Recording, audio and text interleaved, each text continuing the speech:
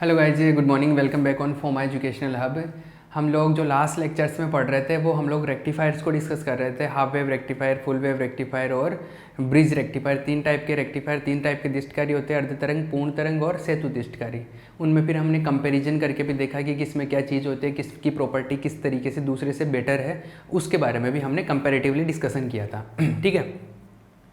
Then after उसके numerical थे, वो न्यूमेरिकल अभी हमने डिस्कस नहीं किए। उसके न्यूमेरिकल ये फिल्टर पढ़ाने के बाद में डिस्कस करूंगा मैं, तो एक साथ इस चैप्टर के सारे न्यूमेरिकल डिस्कशन करेंगे।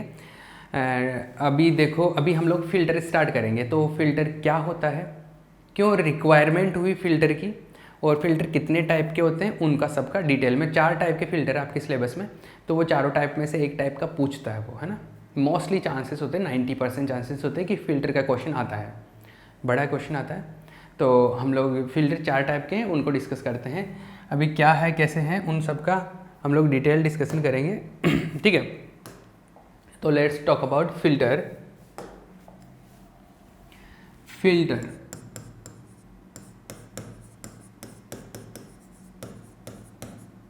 देखो भैया, फिल्टर क्या है। फिल्टर का मतलब क्या है, फिल्टर करना, छानना। और छानना या फिल्टर करने का मतलब है कुछ चीज़ों को हटाना। यही होता है फिल्टर का सिंपल मीनिंग। अगर बात करो तो आप किसी भी चीज़ को फिल्टर करते हो, मतलब कुछ चीज़ें हटा रहे हो उसमें से, यही है। तो देखो, इस चीज़ को समझना एक्चुअल में क्या है। हमने इस जो चैप्टर है उसमें काम क्या अपना, एसी को डीसी में बदलना, एसी को डीसी में कन्वर्ट करना। ये है हमारा जो एसी है, वो इस तरीके का एसी है। तो हमने डीसी में बदलने के लिए क्या किया, हमने एक डिवाइस काम में ली जिसको रेक्टिफायर बोला। और रेक्टिफायर से ये अपना एक्चुअल जो इनपुट था, जो मेन इनपुट था स्टार्टिंग में, वो ये था। इसके बाद में हमने क्या लगाया, रेक्टिफायर लगाया, और रेक्टिफायर से इसको डीसी में कन्वर्ट करने की कोशिश की हमने। और उसके बाद में हमारे को जो मिला, वो मिला, ये मिला, इस तरीके का आउटपुट मिला। ये एसी टू डीसी में कन्वर्ट तो हो गया, लेकिन ये पूरी तरीके से डीसी नहीं बना। क्योंकि पूरे तरीके से कंप्लीटली डीसी होने का क्या मतलब है, कंप्लीटली डीसी होने का मतलब है कि ऐसा मिले, ऐसी सीधी लाइन मिले। सीधी लाइन का मतलब है कि वैल्यू कांस्टेंट रहे, ना डायरेक्शन चेंज हो ना वैल्यू चेंज हो, ना तो मान में परिवर्तन होना चाहिए और ना ही डायरेक्शन में। अब यहां देखो, डायरेक्शन तो एक मिल गया, जैसे ये पॉजिटिव डायरेक्शन, ये नेगेटिव, ये पॉजिटिव, ये नेगेटिव, तो ये ऊपर की तरफ आ गया। ये केवल ऊपर ऊपर वाले मिल रहे हैं, मतलब एक ही डायरेक्शन तो सेम होगी, एक ही डायरेक्शन है सबकी। इसमें डायरेक्शन एक तरफ ऐसे होती थी, आधे साइकिल में से, आधे साइकिल में से, आधे साइकिल में से। डायरेक्शन तो सेम कर ली हमने, मतलब एक तरीके से डीसी मिल गया, लेकिन वैल्यू चेंज हो रहा है, अभी भी वैल्यू कांस्टेंट नहीं आया। तो हम ये जो अभी ये जो आ रहा है, इसको हम लोग क्या बोलते हैं, ये डीसी तो है लेकिन स्पंद है इसके अंदर, मतलब फ्लक्चुएशन हो रहा है, तो इसको बोलते हैं फ्लक्चुएटिंग डीसी। ये कैसा मिला, फ्लक्चुएटिंग डीसी। स्पंदमान, स्पंदमान दिष्ट वोल्टता या दिष्ट धारा मान लो आप, इसको दोनों ही बोल सकते हो, दोनों के लिए बात करें। ये है ना, ऐसा मिला अपने को रेक्टिफायर से, लेकिन मुझे तो ऐसा नहीं चाहिए था, मुझे तो एक्चुअल में ऐसा चाहिए पूरी तरीके से जो डीसी हो। तो ऐसा बनाने के लिए इसको और स्मूथ करना पड़ेगा, मतलब और इसको फिल्टर करना पड़ेगा, और कुछ लगाना पड़ेगा, और स्मूथिंग करनी पड़ेगी इसकी, और अच्छा बनाना पड़ेगा। और जो और अच्छा बनाते हैं उस प्रोसेस को बोलते हैं फिल्टर करना। क्या बोलते हैं, फिल्टर करना, स्मूथिंग बोलते हैं उसको, स्मूथिंग हिंदी में बोलते हैं मैस्रणन। और कैसे करते हैं, कैपेसिटर या इंडक्टर कॉइल लगाते हैं, या तो संधारित्र या प्रेरक कुंडली लगा देते हैं इसी के अंदर, रेक्टिफायर में। तो यहाँ से जो निकलता है फिर वो थोड़ा सा फिल्टर होके निकलता है, थोड़ा छन के निकलता है। मतलब ये डीसी एसी का वैल्यू और कम हो जाता है, एसी ज़्यादा, सॉरी डीसी ज़्यादा मिलता है, एसी कम हो जाता है, इसको थोड़ा और अच्छा डीसी देता है, ऐसा मिलता है फाइनली। ये ऐसा नहीं मिलके कैसा मिलता है, जैसे ऐसा है, एक तरफ तो ले आए, अब इसका वैल्यू ऐसा मिलता है, मैं रेड वाला बना रहा हूं ना, ऐसा मिलता है, मतलब इस तरीके से मिलेगा ये, इस तरीके से। पहले वाले से तो बेटर ही है, ये जो ब्लैक वाला रेक्टिफायर से मिल रहा था उससे तो अच्छा ही है ना ये, कैसे अच्छा है? क्योंकि ये अब पहले तो बहुत ज़्यादा चेंज हो रहा था, बहुत ज़्यादा चेंज हो रहा था, अब थोड़ा थोड़ा थोड़ा थोड़ा चेंज हो रहा है, फिर थोड़ी देर बाद में और कम चेंज होने लग जाएगा, और कम चेंज होने लग जाएगा, उसके बाद फिर कांस्टेंट ही होने लग जाएगा। मतलब इससे और अच्छा जब बनाएंगे ना तब वो और ऐसे थोड़ा चेंज होगा, थोड़ा चेंज होगा, थोड़ा चेंज होगा, ऐसा होगा। उसके थोड़ी देर बाद में और अच्छा बनाएंगे तो वो बिल्कुल बिल्कुल बिल्कुल ऑलमोस्ट कांस्टेंट आ जाएगा ऐसा। और हम यही तो चाहते हैं कि डीसी मतलब कांस्टेंट मिले, डायरेक्शन भी चेंज ना हो, वैल्यू भी चेंज ना हो। तो हम लोग जो एग्जैक्ट वैल्यू होता है डीसी का, एग्जैक्ट डीसी जैसा होता है, उस चीज के करीब पहुंचने की कोशिश कर रहे हैं। तो पहले रेक्टिफायर बनाया, उससे काम नहीं चला, अब दूसरी डिवाइस बनाएंगे जिसको बोलेंगे फिल्टर। फिल्टर से आउटपुट इस तरीके का मिलेगा, मतलब थोड़ा वोल्टेज मिलेगा लेकिन वो फ्लक्चुएट होता हुआ मिलेगा। यहां पर ये है स्पंदमान दिष्ट वोल्टता बोलते हैं। तो रेक्टिफायर से दिष्टकारी से जो स्पंदमान दिष्ट वोल्टता मिलती है, दिष्ट धारा या दिष्ट वोल्टता, ये मिलता है ना स्पंदमान सिग्नल, इसको और अच्छा बनाने के लिए हम लोग एक प्रक्रिया अपनाते हैं। उस प्रक्रिया को बोलते हैं क्या? स्मूथिंग। और जो डिवाइस काम में लेते हैं उसको बोलते हैं फिल्टर। आई बात समझ? अब इसका डेफिनेशन लिख लो। ये जो मैंने सारी कहानी सुनाई है, ये वैसे आपको कहीं पे लिखनी नहीं है, आप चाहो तो रफ के लिए इसको, ताकि अंडरस्टैंडिंग डेवलप हो, उसके लिए आप साइड में छाप सकते हो। बाकी नोट्स वे में फिल्टर का डेफिनेशन लिखो आप। तो फिल्टर का डेफिनेशन लिखो, ये इसको वैसे छापना नहीं है, ये अंडरस्टैंडिंग के लिए था, ठीक है। फिल्टर लिखो डेफिनेशन।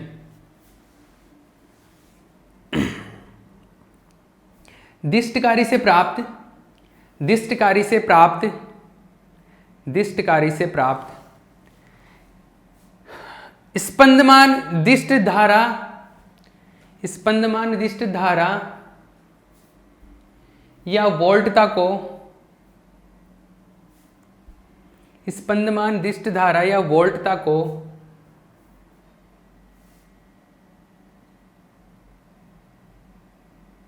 स्पंदमान धारा या वोल्टता को नहीं, में से लिख लो। स्पंदमान धारा या वोल्टता में से प्रत्यावर्ती भाग को, प्रत्यावर्ती भाग को कम करने की प्रक्रिया को, एसी वाला पार्ट कम करना चाहते हैं ना हम लोग, डीसी वाला ज्यादा चाहिए, तो एसी वाला मतलब बदल रहा है वो, तो प्रत्यावर्ती भाग को कम करने के लिए जिस प्रत्यावर्ती भाग को कम करने के लिए जिस युक्ति का प्रयोग किया जाता है, जिस युक्ति का प्रयोग किया जाता है उसे फिल्टर, उसे फिल्टर या उसे फिल्टर या मैश्रणनकारी, इसका हिंदी मीनिंग ये है, लेकिन जनरली फिल्टर भी बोल देते हैं हिंदी में भी, पर एक्चुअल हिंदी मीनिंग ये है फिल्टर का। उसे फिल्टर या ये ऐसा है, उसे फिल्टर या मैश्रणनकारी, मैश्रणनकारी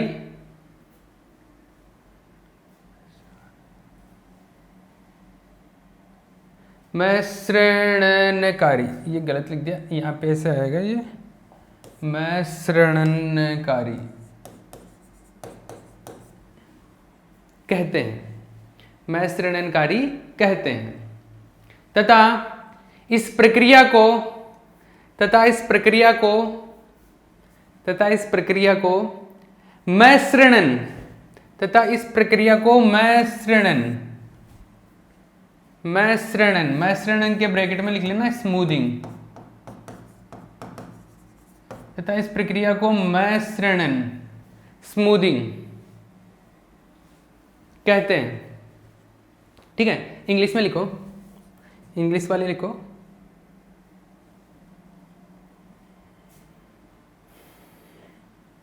a device which is used, a device which is used, a device which is used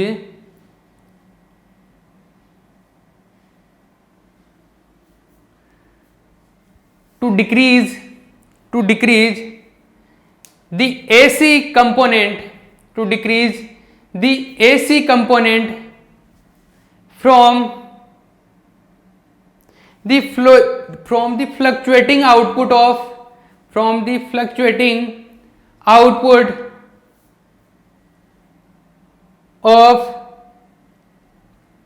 rectifier, from the fluctuating output of rectifier is known as filter,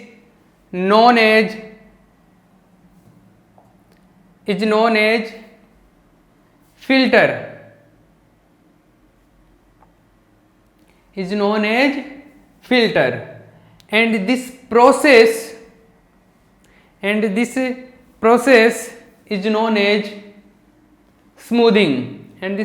is known as smoothing, ठीक है, clear है। तो ये समझ में आया कि filter कहाँ पे जरूरी है और फिल्टर के बाद में सिग्नल कैसा मिलता है और फिल्टर से कैसे क्या होता है, और फिल्टर बनाने के लिए क्या करते हैं हम लोग, फिल्टर संधारित्र या इंडक्टर कॉइल या कैपेसिटर, इन प्रेरक कुंडली और संधारित्र इन दोनों की हेल्प से बनाते हैं, रेक्टिफायर के साथ में ही लगा के, ठीक है ना।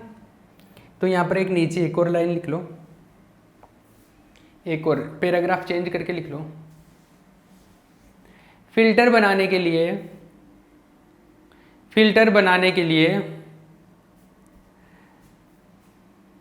रेक्टिफायर के साथ संधारित्र तथा प्रेरक कुंडली का प्रयोग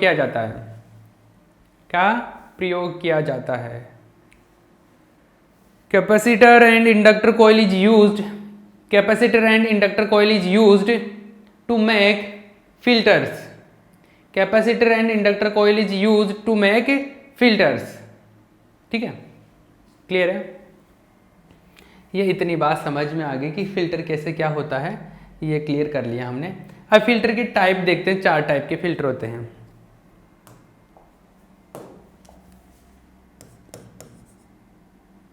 एक सेकेंड, आप यहाँ पर एक फिल्टर के टाइप से पहले एक चीज़ लिख सकते हैं। क्या किया हमने, रेक्टिफायर जो है ना, रेक्टिफायर दिष्टकारी में हमने क्या लगाया, या तो कैपेसिटर या इंडक्टर कॉइल, या तो कैपेसिटर इंडक्टर कॉइल हो गया तो एल हो गया, या दोनों भी लगा सकते, कोई ज़रूरी नहीं है, या मैं कैपेसिटर लगा दूँ, दोनों भी लगाते हैं। अभी देखेंगे एक जगह एक भी लगाएंगे, फिर दोनों भी लगाएंगे, इस तरीके से। अगर इंडक्टर कॉइल या कैपेसिटर लगा दूं, मतलब रेक्टिफायर प्लस इंडक्टर कॉइल या कैपेसिटर लगा दूं, तो जो डिवाइस बनती है उसको हम लोग क्या बोलते हैं, फिल्टर बोलते हैं, मिश्रणनकारी फिल्टर। ये जो अभी लिखा है ना, वो इस पैराग्राफ चेंज करके जो लाइन, उसके नीचे ये लिख लेना आप, इसको आप संधारित्र लिख लेना, प्रेरक कुंडली इंडक्टर कॉइल,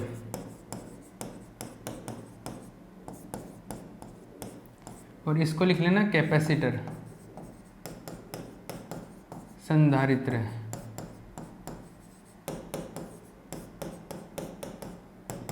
ठीक है, अब चलो हम फिल्टर के टाइप देखते हैं। ये हो गया, कॉपी कर लेना, इसको छाप लेना, मैं इसको स्क्रॉल कर रहा हूँ। टाइप्स ऑफ फिल्टर, फिल्टर के प्रकार।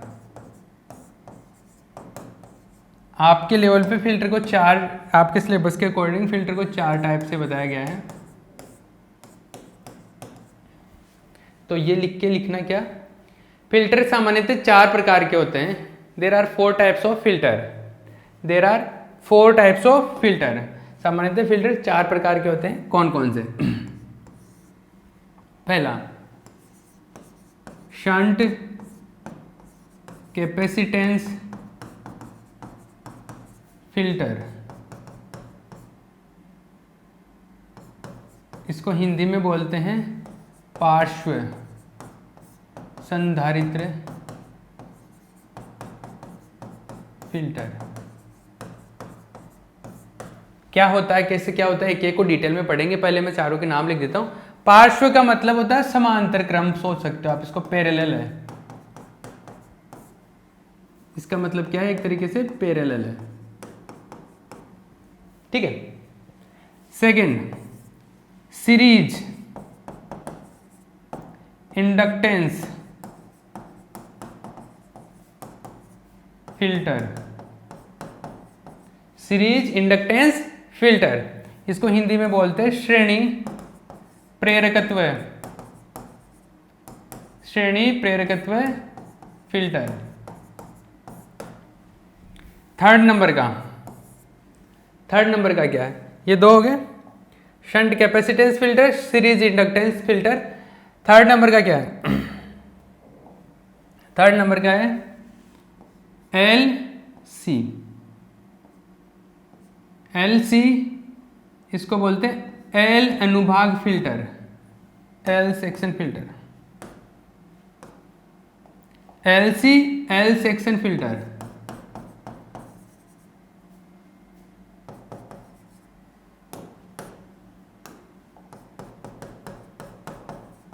L C L section filter है, एल सेक्शन फिल्टर बोलते हैं इसको। एल और सी, इसमें केवल कैपेसिटर होता है, इसमें केवल इंडक्टर कॉइल होता है। इसमें एल मतलब इंडक्टर कॉइल और सी मतलब कैपेसिटर, ये दोनों होते हैं एल सी, और एल सेक्शन बोलते हैं इसको, L C L section filter, L सी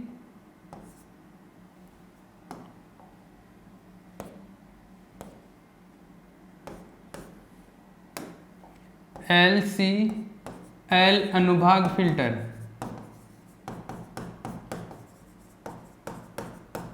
ठीक है। Fourth one and last one, ये है एल सी, इसमें भी एल और सी होता है, दो कैपेसिटर होते हैं इसके अंदर, अभी आगे बात करेंगे, लेकिन इसको भी बोलते हैं एल सी, और इसको बोलते हैं पाई सेक्शन फिल्टर, पाई सेक्शन फिल्टर, एल सी पाई सेक्शन फिल्टर, पाई अनुभाग फिल्टर, पाई अनुभाग फिल्टर।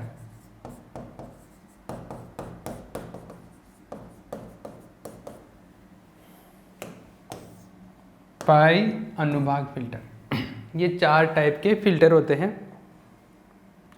इन पे चारों पे बड़ा क्वेश्चन आता है एग्जाम में, इस पे न्यूमेरिकल भी आ जाता है। एक फॉर्म, इनके चारों के चार फॉर्मूले आते हैं, वो लास्ट के फॉर्मूले ध्यान में रखने पड़ते हैं, और उसके अलावा ज़्यादा चीज़ ध्यान में नहीं रखनी पड़ती। न्यूमेरिकल तो ऐसे डायरेक्टली हो जाते हैं। जहाँ तक थ्योरी की बात है, इन पे बड़ा क्वेश्चन आता है, तो वो सबका डेरिवेशन है, वो डेरिवेशन पढ़ेंगे अभी पूरा डिटेल में, एक एक 1 बाय 1 करते हुए। हम लोग सबसे पहले पढ़ेंगे कौन सा, शंट कैपेसिटेंस फिल्टर, जिसको पार्श्व संधारित्र फिल्टर बोलते हैं। इनका जो नाम लिखा हुआ है, वो नाम अपने आप में एक डेफिनेशन को ही बताता है कि क्या है, नाम के अंदर ही डेफिनेशन छुपी हुई है, कैसे क्या होता है, अभी बात करते हैं, ठीक है। यहाँ पे पॉज करके, किसी ने छापा नहीं है तो यहाँ पे पॉज करके इनको एक बार छाप लेना। अभी मैं फर्स्ट स्टार्ट कर रहा हूँ, शंट कैपेसिटेंस या पार्श्व संधारित्र फिल्टर के बारे में हम लोग चालू करते हैं, ठीक है ना। सबका जो प्रोसीजर है ना, कि इसको जैसे पढ़ाऊंगा उसी तरीके से इसको पढ़ाऊंगा, मतलब पहले इसकी डेफिनेशन लिखूंगा, इसका डायग्राम हो जाएगा, फिर इसका थोड़ा सा वर्किंग कैसे करता है, इसकी कार्यविधि लिख देंगे, फिर इसके बाद में इसका मैथमेटिकल एनालिसिस करेंगे, ठीक है। सब में एक ही पैटर्न फॉलो करेंगे, अंदर की कैलकुलेशन थोड़ी अलग अलग होगी, पर पैटर्न एक ही, मतलब क्या क्या पॉइंट्स रहेंगे वो पॉइंट सेम होंगे। तो एक पर ज़्यादा फोकस कर लेना, तो आगे के भी ईजी हो जाएंगे, ठीक है। क्लियर है, चलो आओ भैया। तो first of all we will discuss about shunt, ये शंट नहीं है, शंट है, मैं इसको शंट एन भी है, यहाँ पे एन भी है, शंट कैपेसिटेंस, शंट कैपेसिटेंस है, एन भी लिखा हुआ है यहाँ पे, ठीक है। चलो स्टार्ट करते हैं हम लोग फर्स्ट वन से। Shunt capacitance filter, capacitance filter, इसको बोलते हैं पार्श्व, और पार्श्व या शंट का मतलब होता है पैरेलल, एक तरीके से पार्श्व संधारित्र फिल्टर।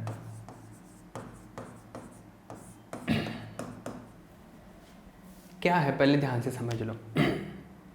हमने बोला कि जो रेक्टिफायर है उसी के अंदर अगर मैं कैपेसिटर और इंडक्टर कॉइल और लगा दूं तो फिल्टर बन जाता है, ऐसा बोला हमने, ठीक है ना। तो ठीक है, कैसे बनता है देखो। पहले मैं हाफ वेव रेक्टिफायर, अब देखो रेक्टिफायर 3 टाइप के पड़े, लेकिन मैं जो यहाँ पे फिल्टर बनाऊंगा या तो हाफ वेव रेक्टिफायर से बनाऊंगा या फुल वेव रेक्टिफायर से, दोनों में से एक से बना दो। चाहो तो दोनों के डायग्राम भी बना सकते हो, चाहो तो एक का भी बना सकते हो। मैं यहाँ पे पहले मैं दोनों के बना देता हूँ, फिर दूसरे तीसरे में उनमें एक एक के बनाऊंगा, ठीक है। तो सबसे पहले मैं हाफ वेव रेक्टिफायर के बारे में बात कर लेता हूँ। जैसे अभी आपको कोई डायग्राम वगैरह कुछ नहीं बनाना, पहले इधर देख लो मैं क्या करने वाला हूँ।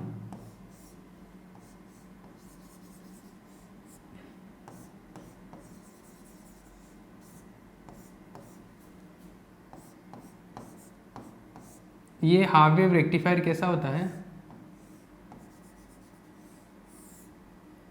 ये लोड रेसिस्टेंस है, ऐसा होता है हाफ वेव रेक्टिफायर।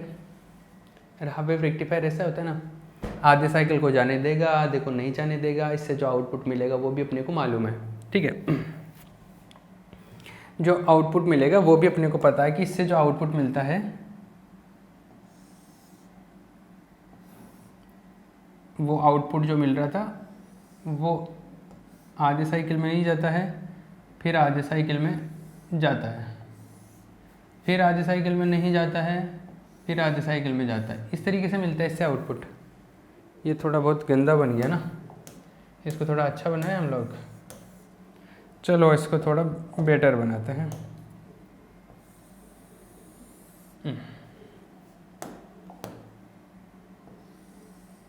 ठीक है, ये इतना हम लोग यहाँ पे कर लेते हैं और फिर यहाँ पे कर लेते हैं और फिर यहाँ पे कर लेते हैं, तो ये यहाँ पे बनेगा और फिर यहाँ पे बनेगा, ठीक है।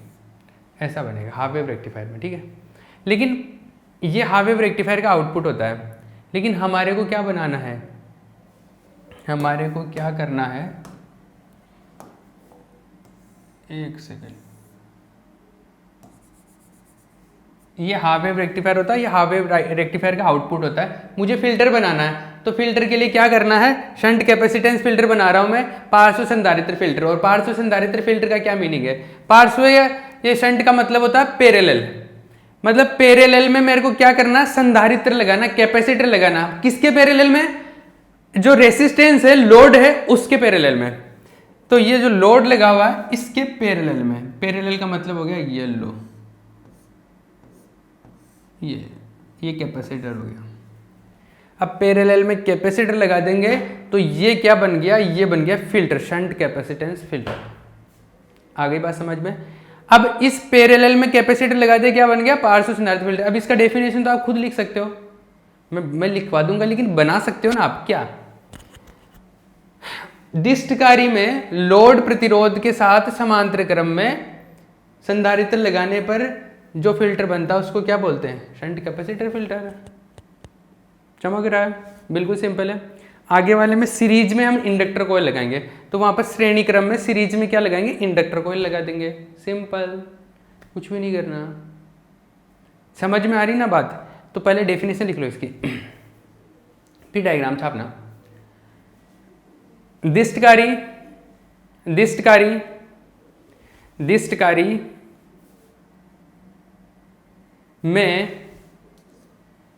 दिष्टकारी में लोड प्रतिरोध के समांतर क्रम में, लोड प्रतिरोध के समांतर क्रम में, दिष्टकारी में लोड प्रतिरोध के समांतर क्रम में संधारित्र लगाने पर बनने वाले फिल्टर को, संधारित्र लगाने पर बनने वाले फिल्टर को पार्श्व संधारित्र फिल्टर कहते हैं, पार्श्व संधारित्र फिल्टर कहते हैं।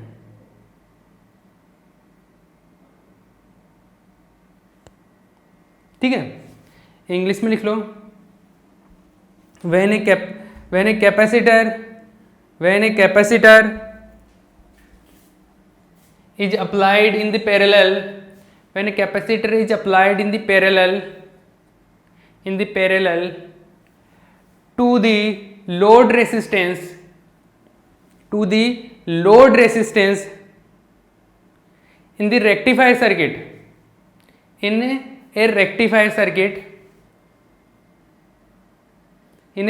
circuit, then the device is known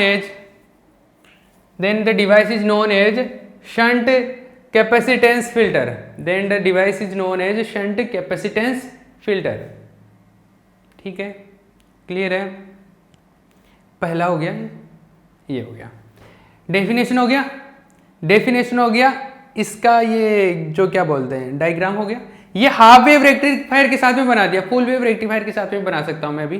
फिर मैं इसका जो आउटपुट होगा एक्चुअल, ये तो किसका आउटपुट है, ये रेक्टिफायर का था, डिस्टकारी का था, लेकिन अब कैपेसिटर लगा दिया। कैपेसिटर लगाने के बाद में जो आउटपुट मिलेगा वो कैसा मिलेगा वो भी मैं बना देता हूँ अभी थोड़ी देर बाद में, वो आपको समझ में भी आ जाएगा। वो जो मिलेगा वो ऐसा नहीं मिलेगा, वो थोड़ा अलग मिलेगा, वो ऐसा मिलेगा।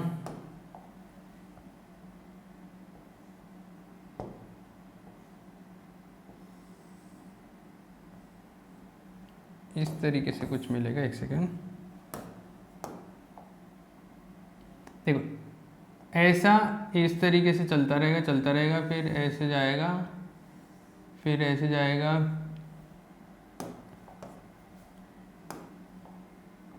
फिर वापस जाएगा, वापस जाएगा, फिर ऐसे आ जाएगा। अब वो कहाँ पर, यहाँ पे ही ख़त्म हो जाएगा या यहाँ पे जाके ख़त्म होगा, वो डिपेंड करता है कि कैपेसिटर की कितनी कैपेसिटेंस है, कितना उसकी सारी प्रॉपर्टीज है, उस पर डिपेंड करेगा। तो ये इस तरीके से मिलता रहेगा, इस तरीके से, मतलब आप ये जो देख रहे हो वो इस तरीके से है। हो सकता है ये यहाँ पे भी टच कर जाए,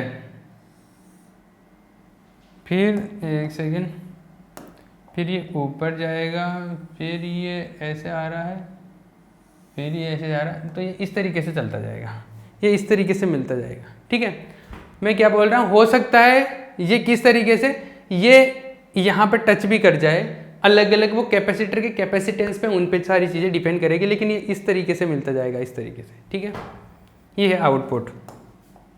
ये किसका आउटपुट है, रेक्टिफायर का आउटपुट है, दिष्टकारी निर्गम।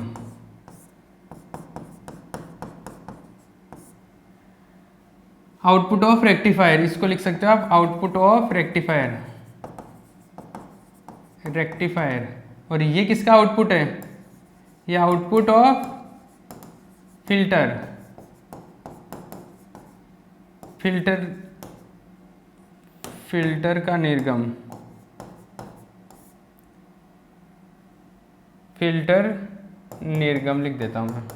तो जो फिल्टर से आउटपुट मिलेगा वो इस शेप का मिलेगा, ऐसा ही मिलेगा। ठीक है, अब देखो इसकी पूरी वर्किंग प्रोसेस देखते हैं। ये तो पता है कि ये इससे ऐसा मिल जाएगा, लेकिन ये कैसे मिलेगा, कैपेसिटर क्या कर रहा है, इसका जो वर्किंग है, क्रियाविधि, कार्यविधि कैसे काम करेगा, ये उसके बारे में हम लोग बात करते हैं। कि जैसे इधर से करंट आएगा, उस करंट के साथ में क्या गेम होगा, यहाँ पे दो पाथ आगे, पहले तो पूरा इधर ही जा रहा था जब ये नहीं था, अब इधर भी जा सकता है, इधर भी जा सकता है, कौन किधर जा सकता है, कैसे क्या कैपेसिटर का इफेक्ट होगा, उसके बारे में डिस्कस करते हैं।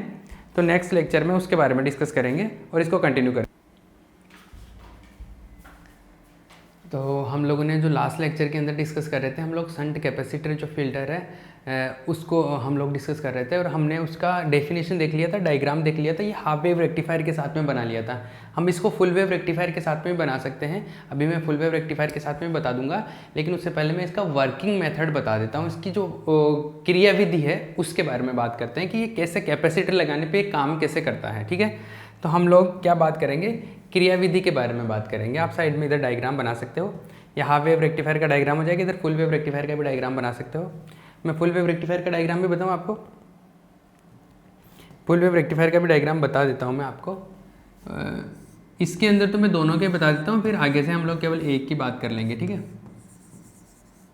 एग्जाम में कोई स्पेसिफिक नहीं पूछेगा, कोई एक पूछ लेता है, मतलब नाम नहीं देगा आपको, फिल्टर बोलेगा, आप किसी का भी एक का कर सकते हो। हमने फुल वेव रेक्टिफायर का पहले जो सर्किट बनाया था वैसा का वैसा सर्किट बना लो। फुल वेव रेक्टिफायर का ऐसा बनाया था, फुल वेव रेक्टिफायर का सर्किट।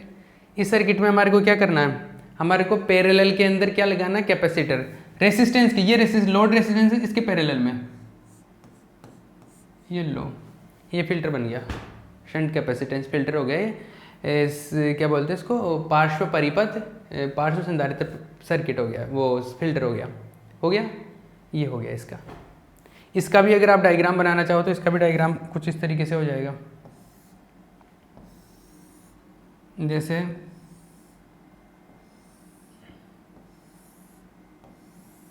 इस तरीके से मिलता है ना, ऐसा मिलता है आउटपुट। तो इसका जो आउटपुट मिलेगा, ये तो किससे आउटपुट मिलता है, ये रेक्टिफायर से मिलता है, लेकिन अब हम लोग फिल्टर बना रहे हैं, तो जो फिल्टर से जो मिलेगा अपने को, एक सेकेंड, जो फिल्टर से मिलेगा वो फिल्टर से ऐसा मिलेगा, एक सेकेंड, फिल्टर से मिलेगा ऐसा, ये वाला पार्ट है ऐसा आएगा, फिर ये रेड वाला जो बना रहा हूँ ना, ये ऐसे जाएगा, फिर ये ऐसे, फिर ये ऐसे, फिर ये ऐसे, इस तरीके से चलता जाएगा।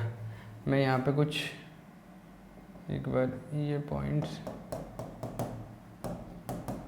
इसको बना देता हूँ, ये बनेगा कुछ ऐसा, फिर ऐसा, एक सेकेंड, सही नहीं बना ना,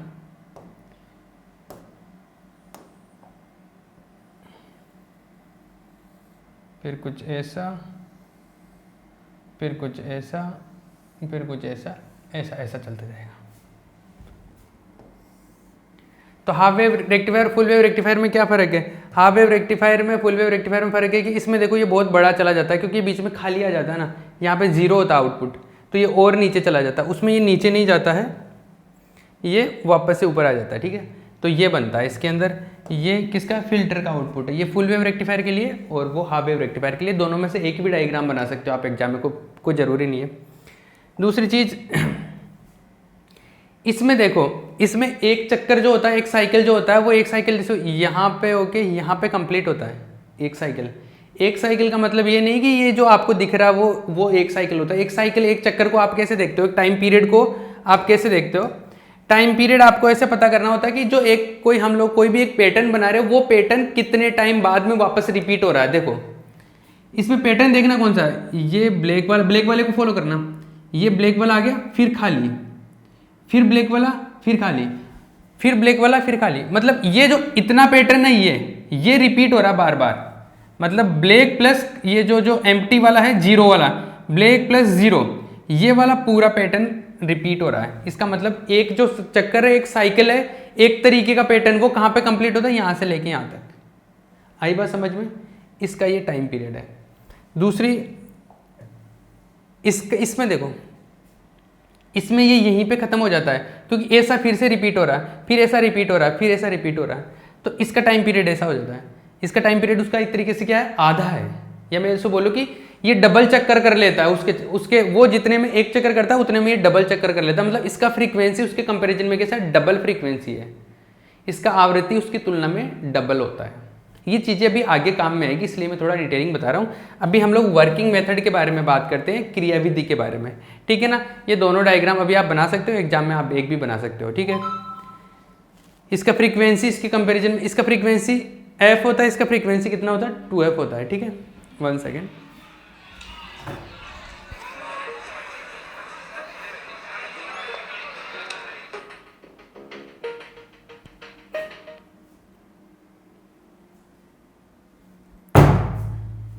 तो इसका फ्रीक्वेंसी हाफ होता है, इसका फ्रीक्वेंसी f होता है, इसका फ्रीक्वेंसी 2f कंसीडर कर लेता हूँ मैं। इसका फ्रीक्वेंसी आप f ले सकते हो, इसका फ्रीक्वेंसी कितना है, 2f है। ये इसका अगर आप ओमेगा मानते हो तो इसका कितना हो जाएगा, 2 ओमेगा। चमकता है ना। अब चलो इसका वर्किंग प्रोसेस के बारे में बात करते हैं। वर्किंग जो मेथड है इसका वो कैसा है,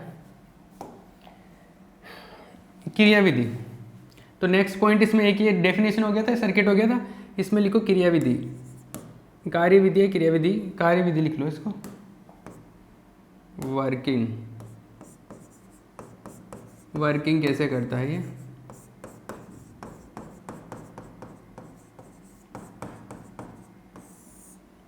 देखो पहले इसको ठीक से समझ लो मैं क्या बोलने वाला हूँ, कैसे काम करता है। पहले समझ लो इसको काम कैसे करता है, फिर हम लोग इसको लिख लेंगे। तो रटना नहीं है, पहले समझ लो इसको क्या होता है।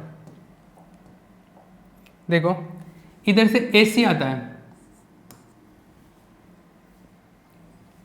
इनपुट कैसा है, AC इनपुट है, तो इधर से कैसा आएगा, AC आएगा अपने पास में। AC आते इधर डायोड से निकल जाएगा, डायोड से निकलेगा, उसके बाद में यहाँ पे एसी के पास दो रास्ते हैं, एक तो इधर भी जा सकता है, एक इधर भी जा सकता है। हमारा जो आउटपुट कहाँ पे देखते हैं हम लोग, लोड रेसिस्टेंस पे, यहाँ पर आउटपुट देख रहे हैं, अपना टारगेट है यहाँ पर, और हम ये चाहते हैं कि जो लोड रेसिस्टेंस है उस पर ज़्यादा से ज़्यादा पार्ट कैसा मिले, डीसी वाला, एसी कम से कम मिले, तो मिनिमम एसी होना चाहिए। तो हम चाहते हैं कि यहाँ पर एसी कम से कम आए, डीसी ज़्यादा से ज़्यादा आए, ये टारगेट है अपना, क्योंकि एसी को डीसी में कन्वर्ट कर रहे हैं। अब देखना यहाँ पे, यहाँ पर दो पाथ आगे, इसके पास इधर भी जा सकता है, इधर भी जा सकता है। ये है कैपेसिटर, और कैपेसिटर की जो प्रतिबाधा होती है, इसका जो रिएक्टेंस होता है वो होता है प्रतिघात, इसका प्रतिघात होता है कैपेसिटर का 1/ωc। वैसे तो j⍵c होता है, लेकिन अगर रियल पार्ट की बात, मतलब ये j को अभी आयोटा की बात नहीं करूँ मैं, मैग्नीट्यूड की बात करूँ तो ω/c होता है।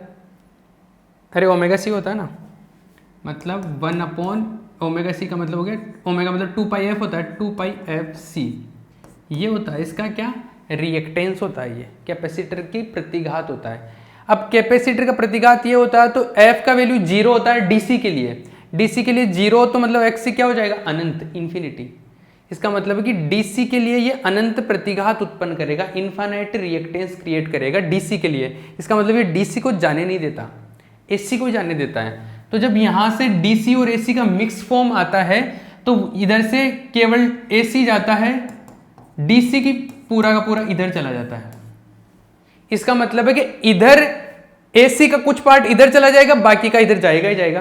तो एसी थोड़ा इधर चला जाता है, तो थोड़ा इधर जाके एसी इधर से निकल जाता है। आई बात समझ? इसका मतलब क्या हुआ कि हम यही तो चाहते हैं कि यहाँ पे एसी कम से कम पहुंचे, तो एसी को थोड़ा सा इधर से बाईपास मिल गया, एक अलग पाथ मिल गया, उसके थ्रू एसी इधर से ही निकल गया। कुछ पार्ट इधर भी आएगा, लेकिन एसी का मान यहाँ पर, एसी का वैल्यू क्या हो गया, कम हो गया। क्यों? क्योंकि यहाँ पर हमने कैपेसिटर पैरेलल में अप्लाई कर दिया, तो कैपेसिटर को पैरेलल में अप्लाई करने से थोड़ा एसी इस तरफ से, इस पाथ से चला गया, इधर एसी डीसी भी गया है, इधर एसी भी गया है, डीसी को इधर तो जाने नहीं देता ये, तो पूरा का पूरा डीसी तो इधर से गया, थोड़ा एसी इधर से चला गया, तो थोड़ा एसी यहाँ पर जो है एसी का वैल्यू ओवरऑल कम हो गया। तो ओवरऑल यहाँ पर एसी का वैल्यू कम ही तो करना था अपने को, ताकि डीसी ज़्यादा से ज़्यादा मिले। तो कैपेसिटर को क्या किया, पैरेलल में लगाने से एसी डीसी को तो जाने नहीं देगा, और एसी के लिए क्या हो जाएगा, एक उपपथ मिल जाएगा, एक दूसरा पाथ मिल जाएगा, एक बाईपास मिल जाएगा। तो थोड़ा एसी उधर से चला जाएगा, जिसकी वजह से जो लोड रेसिस्टेंस है उस पर एसी का वैल्यू क्या हो जाएगा, कम हो जाएगा। और एसी का वैल्यू कम करना है तो अपना टारगेट था, एसी का वैल्यू कम करने का मतलब फ्लक्चुएशन कम हो गया, कांस्टेंट की तरफ मूव हो रहे हैं हम लोग। तो ये इस तरीके से होता है। तो कैपेसिटर लगाने से क्या हुआ, एक्स्ट्रा पाथ दे दिया एसी को, तो एसी इधर से ही लौट के चला गया, चमका। तो यहाँ पर ये जो मैंने बात बताई ना, ये बात को मैं भी यहाँ पे लिख दूंगा, ठीक है ना। तो यहाँ पे लिखो, पार्श्व संधारित्र परिपथ में, पार्श्व संधारित्र फिल्टर के परिपथ में, पार्श्व संधारित्र फिल्टर के परिपथ में, पार्श्व संधारित्र फिल्टर के परिपथ में, पार्श्व संधारित्र फिल्टर के परिपथ में लोड प्रतिरोध के साथ, लोड प्रतिरोध के समांतर क्रम में, लोड प्रतिरोध के समांतर क्रम में संधारित्र लगाया जाता है, लोड प्रतिरोध के समांतर क्रम में संधारित्र लगाया जाता है, लोड प्रतिरोध के समांतर क्रम में संधारित्र लगाया जाता है। यह है संधारित्र, यह संधारित्र दिष्ट धारा को, यह संधारित्र दिष्ट धारा के लिए, यह संधारित्र दिष्ट धारा के लिए अनंत प्रतिबाधा उत्पन्न करता है, दिष्ट धारा के लिए अनंत प्रतिबाधा उत्पन्न करता है, जबकि प्रत्यावर्ती भाग को जाने देता है, प्रत्यावर्ती भाग को उपपथ प्रदान करता है, प्रत्यावर्ती भाग को उपपथ प्रदान करता है, प्रत्यावर्ती भाग को उपपथ प्रदान करता है। अतः लोड प्रतिरोध पर, अतः लोड प्रतिरोध पर प्रत्यावर्ती घटक का मान कम हो जाता है, अतः लोड प्रतिरोध पर प्रत्यावर्ती घटक का मान कम हो जाता है। यही तो चाहते थे हम लोग, यहाँ पे प्रत्यावर्ती घटक का मान कम हो जाता है। इसके बाद में एक्स इक्वल्स टू आप ऐसे लिख लेना ओमेगा सी, ओमेगा को 1/2 पाई एक्स सी। तो फॉर डी सी के लिए क्या होगा, X C is equals to F. D C के लिए मैंने ये चीज़ पहले बताई थी आपको, डी सी के लिए एफ जीरो हो जाएगा, एफ जीरो होगा तो एक्स सी क्या हो जाएगा, एक्स सी जीरो। इसका मतलब आई डी सी को जाने नहीं देगा, ये डी सी को नहीं जाने देगा, ये तो मैंने बताया डी सी को नहीं जाने देगा, ठीक है ना। तो ये डी सी को नहीं जाने देगा, एस सी को जाने देगा, एस सी इधर से कम होके इधर से आ जाएगा तो उधर आगे कम पहुंचेगा। इंग्लिश में लिख लो,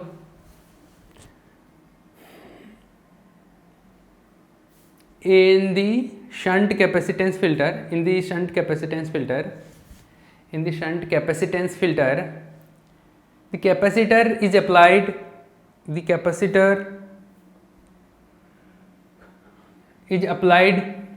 capacitor is applied in the parallel with load resistance,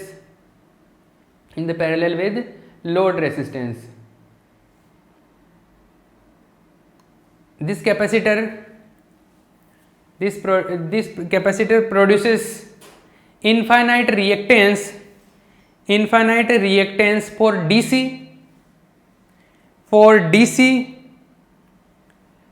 where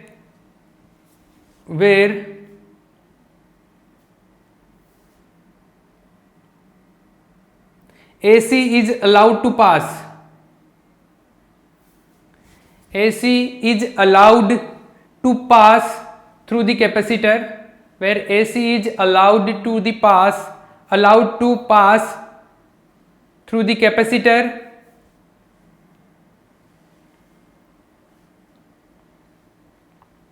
hence some part of AC goes through this bypass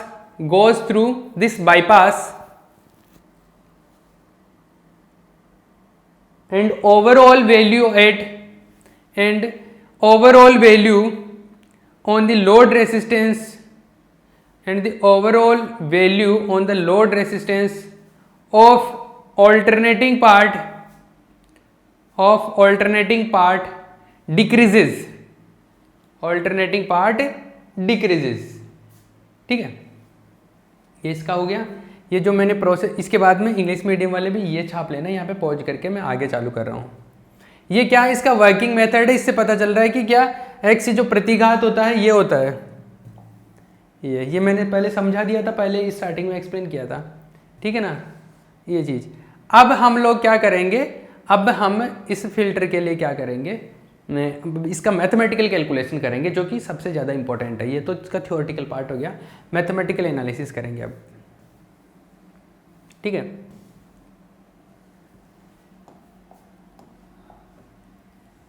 mathematical analysis,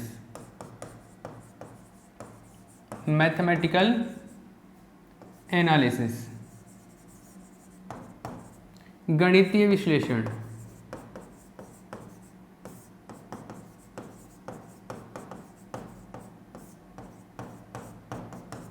देखो मैथमेटिकल एनालिसिस में क्या करेंगे, मैथमेटिकल एनालिसिस में हम लोग उर्मी का गुणांक निकालेंगे, रिपल फैक्टर कैलकुलेट करेंगे।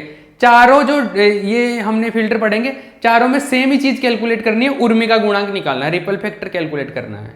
लास्ट का रिपल फैक्टर का फॉर्मूला है वो कैलकुलेट करना, फॉर्मूला मतलब जो उसका जो भी आएगा टर्म्स वो कैलकुलेट करना है। तो रिपल फैक्टर कैलकुलेट करना सबके लिए, आगे बात समझ में। अब वो कहाँ से कैलकुलेट करना है, कैसे कैलकुलेट करना, अब चलते जाओ, ठीक है।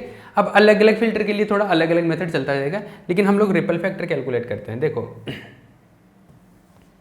इस चीज़ को समझना है कैसे क्या है,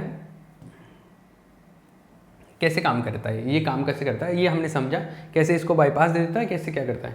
इसके आगे की थोड़ी सी प्रोसेस और बताता हूँ जो इसके अंदर काम में आएगी। ऐसा है कि जैसे इधर से करंट आएगा, थोड़ा करंट इधर जाएगा, थोड़ा इधर जाएगा, ठीक है। इधर एसी वाला पार्ट ज़्यादा जाएगा, इधर डीसी वाला ज़्यादा जाएगा। अब इधर ये कैपेसिटर आएगा, कैपेसिटर चार्ज हो जाएगा। जैसे आधे साइकिल के लिए तो करंट आएगा ना, आधे साइकिल में आता नहीं है, जीरो आता है, तो आधे साइकिल के लिए करंट आएगा, जैसे करंट आएगा कैपेसिटर चार्ज हो जाएगा। अब कैपेसिटर चार्ज हो गया, चलो ठीक है। अब सेकंड हाफ साइकिल में क्या होगा, फर्स्ट हाफ साइकिल में ये कैपेसिटर मान लो चार्ज हो गया, सेकंड हाफ साइकिल में क्या होगा, सेकंड हाफ साइकिल में इधर से तो इनपुट से तो करंट आएगा नहीं, क्यों, क्योंकि सेकंड हाफ साइकिल में ये बंद जीरो रहता है। लेकिन सेकंड हाफ साइकिल में क्या होगा, इधर इनपुट से तो करंट आएगा नहीं, इनपुट से नहीं आएगा, पर ये कैपेसिटर से क्या होगा, कैपेसिटर डिस्चार्ज होने लग जाएगा।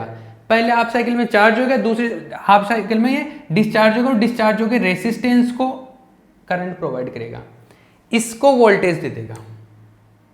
तो फर्स्ट हाफ साइकिल में तो इनपुट जैसा आ रहा था उस तरीके का मिल सकता है, लेकिन सेकंड हाफ साइकिल में जहां पर पहले जीरो मिल रहा था, अब वहां पर भी अपने को आउटपुट मिल रहा है।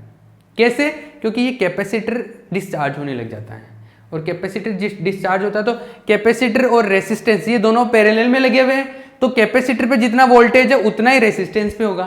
तो कैपेसिटर का डिस्चार्ज के टाइम पर वोल्टेज देख लो, उतना ही क्या होगा, रेसिस्टेंस पे वोल्टेज आएगा। तो उस वोल्टेज को हम लोग आगे कैलकुलेशन के लिए काम में ले सकते हैं।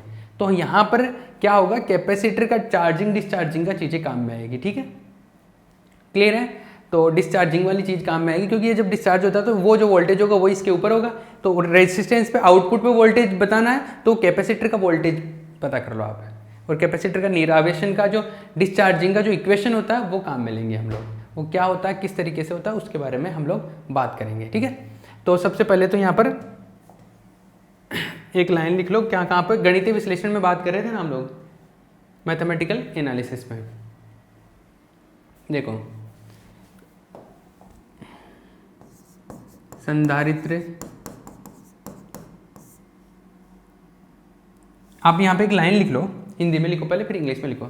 संधारित्र एवं प्रतिरोध, संधारित्र एवं प्रतिरोध समांतर क्रम में होने के कारण, संधारित्र एवं प्रतिरोध समांतर क्रम में होने के कारण दोनों पर वोल्टता का मान समान होता है। संधारित्र एवं लोड प्रतिरोध समांतर क्रम में होने के कारण दोनों पर वोल्टता का मान समान होता है। The value of voltage will be equal. The value of voltage will be equal on capacitor and load resistance. On the capacitor and load resistance. On the capacitor and load resistance. ठीक है, दोनों पर क्या होगा, value same होगा। अब वो value same कैसे होगा, कितना होगा, क्या, उसके बारे में बात करते हैं हम लोग। देखो ऐसा है, अगर संधारित्र है,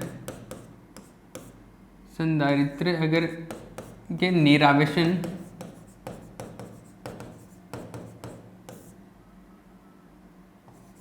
के लिए फॉर द डिस्चार्जिंग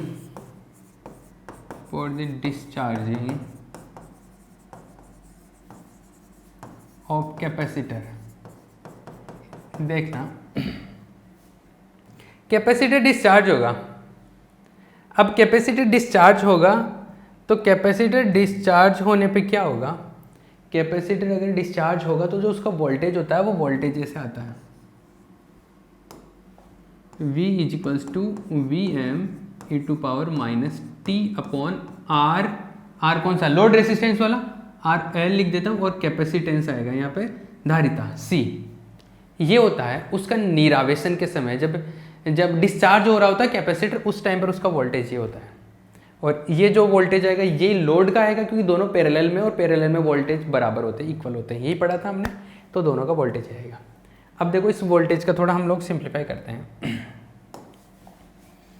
ऐसा होता है e⁻x अगर कहीं पर है, इसको अगर मैं अप्रोक्सीमेशन लूँ तो ये ऐसे होता है 1 + x + x² इस तरीके से चलता जाता है। और अगर मैं लगभग वैल्यू की बात करूँ, ऑलमोस्ट तो 1 + x ही लिख देते हैं हम लोग, 2 टाइम में लिख देते हैं इसका, ऐसे करते हैं। इसी तरीके से देखो इसको ओपन करेंगे, e⁻t/RLC, तो e⁻t/RLC ये कैसा आएगा, ये लगभग ऐसा आएगा 1। और देखो यहाँ पे तो पावर पॉजिटिव है, यहाँ पे पावर नेगेटिव थी, तो पावर नेगेटिव मतलब x का वैल्यू नेगेटिव है, तो -t/RLC ऐसा आएगा। ये तो इसका हो जाएगा, तो इसका वैल्यू यहाँ से ये लिख दो। ठीक है, तो इसको 1 लिख देता हूँ इक्वेशन नंबर, इसको इक्वेशन नंबर 2 लिख देता हूँ। फ्रॉम 1 and 2, फ्रॉम 1 and 2, देखो 1 and 2 से क्या हो रहा है, v is equals to V M 1 minus T upon R L C, ऐसा आ जाएगा। अरे वोल्टेज का वैल्यू ये आ रहा है ना, चलो ठीक है, ये वोल्टेज का वैल्यू आ रहा है अपने पास, ठीक है, ये वोल्टेज का वैल्यू मिल गया मुझे। अब देखो ऐसा है,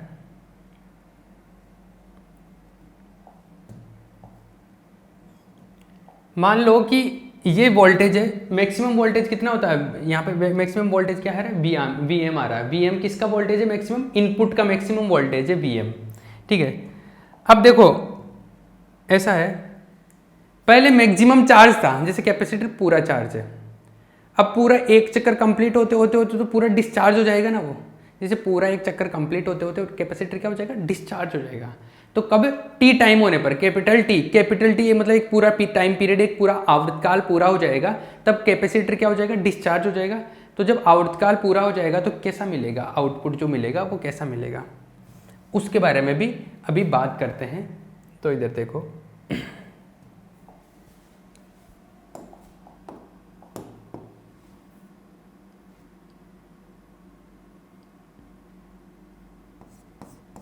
एक आवर्तकाल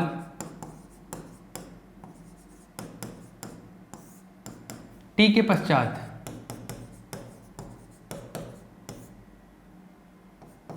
निर्गम वोल्टता, एक आवर्तकाल टी के पश्चात निर्गम वोल्टता, output voltage after time T, capital T time बाद में, मतलब एक टाइम पीरियड कंप्लीट हो गया एक तरीके से, तो टी टाइम के बाद में कितना हो जाएगा, ये टी का वैल्यू कितना रख दूं मैं, टी कैपिटल टी रख दूं, तो टी इक्वल्स टू टी रखने पर putting T equals to T, putting the value T equals to T, तो इसमें टी इक्वल्स टू टी रखो, v is equals to V M 1 minus T upon R L C, इसको equation number में 3 लिख रहा हूँ, ठीक है। देखो इस चीज को देखना आप, हाफ वेव रेक्टिफायर के लिए देख लो या फुल वेव रेक्टिफायर के लिए देख लो, कोई ज़्यादा फर्क नहीं पड़ता, किसी एक चीज़ के लिए देख लो। ये मैक्सिमम वैल्यू है मान लो, और ये वैल्यू है कितना, Vm के बराबर है, कितना है Vm। टी टाइम अगर कंप्लीट हो जाता है और टी टाइम के बाद में अगर जो वैल्यू मिलता है वो कितना मिलता है, मैक्सिमम ये है, टी टाइम बाद में मिनिमम जो वैल्यू मिलेगा वो क्या, कितना मिल रहा है मेरे को, वो वैल्यू मिल रहा है मुझे ये टी टाइम बाद में। तो अगर एक टाइम पीरियड में अगर मेरे को वैल्यू निकालना है तो मैक्सिमम और मिनिमम, ये मिनिमम है एक तरीके से, मैक्सिमम कितना है Vm है, तो मुझे अगर एवरेज वैल्यू निकालना हो, औसत निकालना हो, तो देखो पहले जब हम रेक्टिफायर में जब औसत निकालते थे तो वहाँ पर अपने पास में एक पर्टिकुलर फंक्शन होता था साइन या कॉस, तो वो इजीली इंटीग्रेशन करके हम लोग औसत एवरेज निकाल लेते थे, जिसको डीसी वैल्यू भी बोलते थे, डीसी मान। बट यहाँ पर ऐसा नहीं है, साइन या कॉस का पद नहीं है, साइन या कॉस का टर्म नहीं है, यहाँ पर अजीब तरीके का है। मैक्सिमम वैल्यू कितना है Vm, और मिनिमम एक तरीके से जो आया टी टाइम के बाद में पूरा एक आवर्तकाल के लास्ट में कितना आया, ये आया। तो मिनिमम है Vm, सॉरी मैक्सिमम है Vm, मिनिमम कितना है ये। तो इन मैक्सिमम और मिनिमम का एवरेज निकाल लो आप, तो दोनों का एवरेज मतलब ऐड करके 2 से डिवाइड कर दो, वो आ जाएगा एवरेज। तो यहाँ पर एवरेज इस तरीके से कैलकुलेट करते हैं, ठीक है। यहाँ पर एवरेज ऐसे निकालेंगे, तो देखो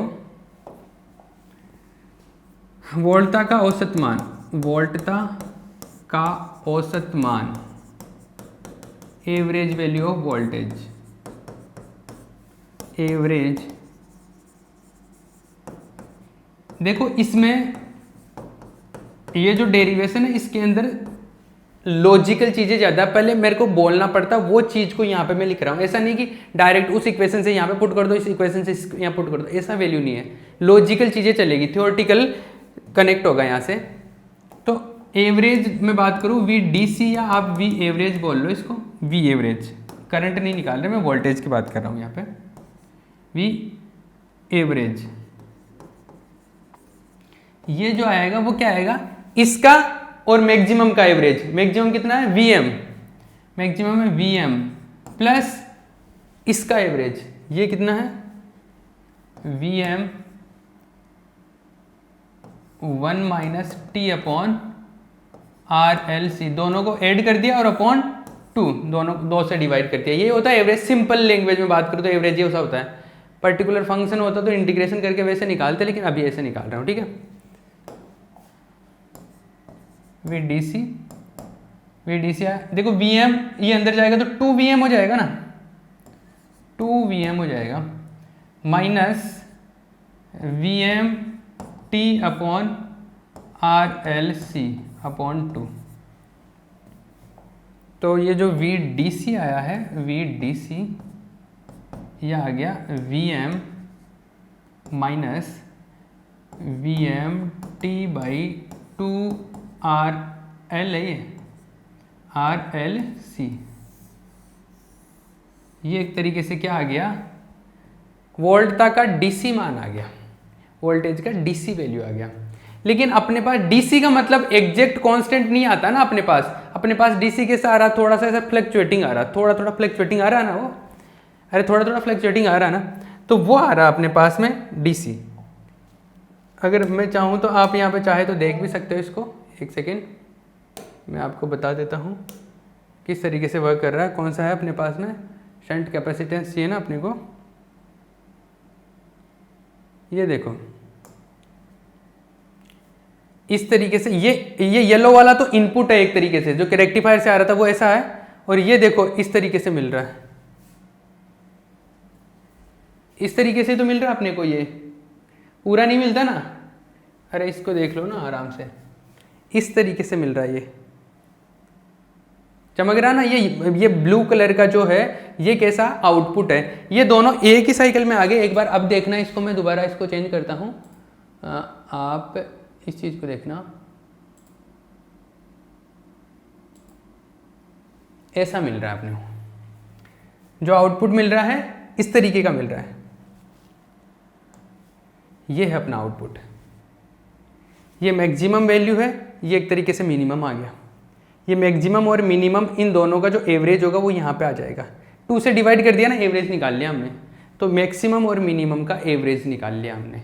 वो एवरेज जो वैल्यू है, एवरेज को हम लोग डीसी वैल्यू भी बोल रहे हैं, लेकिन यहाँ पर डीसी भी तो कांस्टेंट नहीं है ना, डीसी भी कैसा फ्लक्चुएटिंग है, एक तरीके से टाइम पे डिपेंड कर रहा है, मतलब कुल मिला के बात है कि टाइम पे डिपेंड कर रहा है, ठीक है।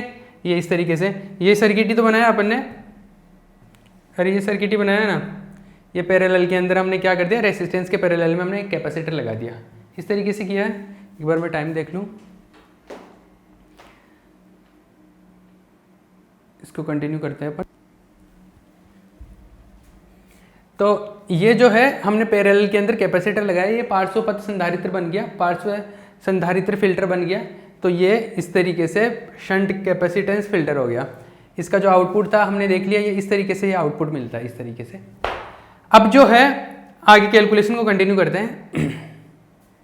ये वी डी सी का वैल्यू मिल गया, एवरेज वैल्यू। अब हमारे को पता है कि ये वाला पार्ट टाइम पे डिपेंड करता है, तो इसके अंदर अगर मैं बात करूं तो ये वाला जो पार्ट है ये क्या है, टाइम डिपेंडेंट पार्ट है। ये कैसा है, टाइम डिपेंडेंट पार्ट है। और टाइम डिपेंडेंट पार्ट को मैं क्या बोल सकता हूँ, एसी का पार्ट भी बोल सकता हूँ, एसी वाला। अरे टाइम डिपेंडेंट पार्ट क्या हो सकता है, एसी है, ये टाइम डिपेंडेंट पार्ट है एक तरीके से।